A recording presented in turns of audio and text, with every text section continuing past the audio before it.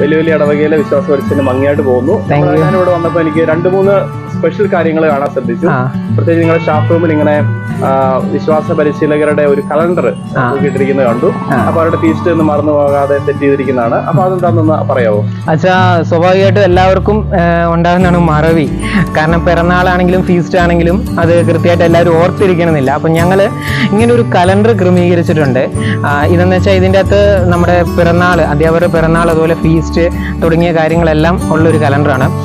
ഇത് തന്നെ നമ്മുടെ വാട്സപ്പ് ഗ്രൂപ്പുകളിലുണ്ട്. അത് നമ്മുടെ ടീച്ചേഴ്സിന്റെ കാറ്റഗിസം ഡിപ്പാർട്ട്മെന്റിന്റെ നമ്മുടെ ടീച്ചേഴ്സിന്റെ ഗ്രൂപ്പിലുണ്ട്. അപ്പൊ സ്വാഭാവികമായിട്ടും ഒരാൾ മറന്നുപോയെങ്കിൽ തന്നെയും ഇതെല്ലാവർക്കും അറിയാനുള്ളൊരു മാർഗമായിട്ടാണ്. എല്ലാ വർഷവും ഉണ്ട് അച്ഛാ, എല്ലാ വർഷവും ഉണ്ട്.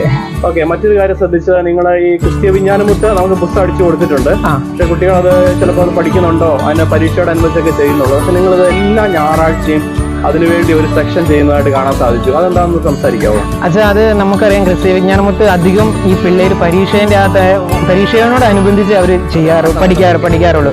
പക്ഷെ നമ്മള് ക്രിസ്തീയ വിജ്ഞാനമുത്ത് ബഹുമാനപ്പെട്ട ജിയോ പുതുശ്ശേരി പുത്തമ്പുരയിൽ അച്ഛന് കൃത്യം 10:30 മുതൽ 11 മണി വരെ ക്രിസ്തീയ വിജ്ഞാനമുത്ത് വേദാർത്ഥത്തിന്റെ ആ അരമണിക്കൂർ അച്ഛൻ ക്ലാസ് എടുക്കുകയാണ്. അപ്പൊ കൂടുതലായിട്ടും കുട്ടികൾക്ക് അതിൻ്റെ അകത്തേക്ക്, അതായത് ഈ ക്രിസ്തീയ വിജ്ഞാനമുത്തിന്റെ പാഠഭാഗങ്ങളെല്ലാം അതിൻ്റെ അകത്ത് പെടുന്നുണ്ട്. അപ്പൊ അച്ഛന്റെ ഒരു നേതൃത്വം, അച്ഛന്റെ ഒരു ഇതും കൂടി ആവുമ്പോൾ കുട്ടികൾക്കൊരു ഉഷാറാണ്. മൊത്തത്തിൽ എല്ലാവർക്കും ഒരു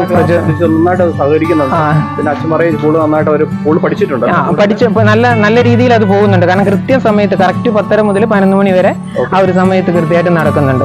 പിന്നെ നമുക്ക് എല്ലാ പള്ളിയിലും സ്മാർട്ട് ക്ലാസ് റൂം ഉണ്ട്, കുറെ പള്ളികളിലുണ്ട്. അപ്പം അവര് ഇടയ്ക്കൊക്കെ അവിടെ കയറാറുണ്ട്. പക്ഷെ ഈ വലിയ വലിയ പള്ളിയില് എല്ലാ ഞായറാഴ്ചയും ഈ സ്മാർട്ട് ക്ലാസ് റൂം ഉപയോഗിക്കുന്നതായിട്ട് കാണാൻ സാധിച്ചു. ഒരു ചെറിയ ജൂനിയേഴ്സ്.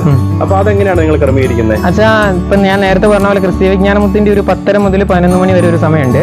അപ്പൊ ആ സമയത്ത് നമ്മൾ smart class room, Bible nursery മുതൽ 4ാം ക്ലാസ് വരെയുള്ള കുട്ടികൾക്ക്, അതായത് ആ സമയത്ത് വിശുദ്ധരുടെ ജീവചരിത്രമോ അതുപോലെ തന്നെ ബാക്കി ബൈബിൾ പരമായിട്ടുള്ള വീഡിയോസുകൾ, കാര്യങ്ങൾ, അങ്ങനത്തെ കാര്യങ്ങളെല്ലാം നമ്മൾ ആ സ്മാർട്ട് ക്ലാസ് റൂമിലാണ് ഉപയോഗിക്കാനായിട്ട് യൂസ് ചെയ്യുക. കാരണം എന്ന് വെച്ച് കഴിഞ്ഞാൽ അതെല്ലാ ഞായറാഴ്ചയും, ഒരു ഞായറാഴ്ച പോലും മുടക്കം വരാത്ത രീതിയിൽ ഓരോ ടീച്ചേഴ്സിനാണ് അതിന്റെ ഇൻചാർജ് കൊടുത്തിരിക്കുന്നത്.